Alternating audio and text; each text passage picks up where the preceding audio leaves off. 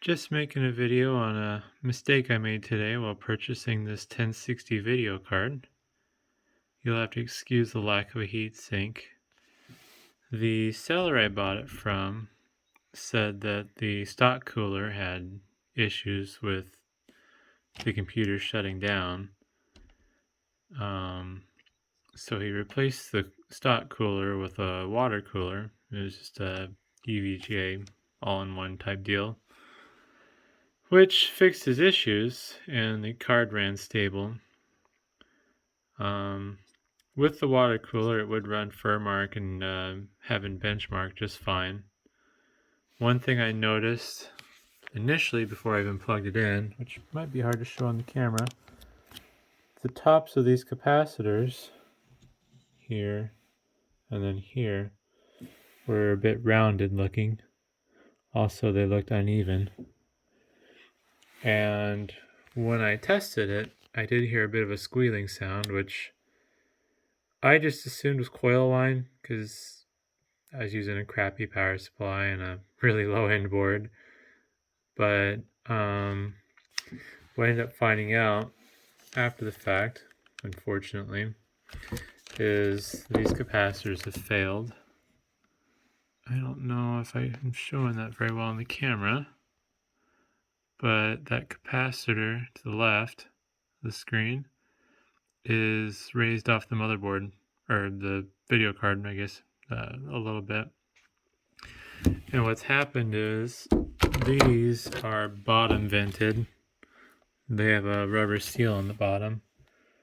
So whatever caused them to expand has lifted them up. And this capacitor here isn't even soldered to the board anymore, along with a few others. This one's a little wiggly as well. And I think it was this one here that is also loose. This is probably an edge case, but it's definitely something to watch for. You can check to see if the capacitors are lifted off the board. Also, I don't know if I'll be able to show it with the camera on my phone since it's pretty fine detail. Luckily, these are through-hole soldered. Oh yeah, you can kind of tell. And the solder joints aren't making proper contact with the capacitor's leads anymore. If I get it to focus, I think you can see there that the leads are just wiggling in there. I could probably could just reflow the solder and be lazy, and card would work just fine. But I don't want to have to worry about it since I'm going to be putting this in my cloud gaming server.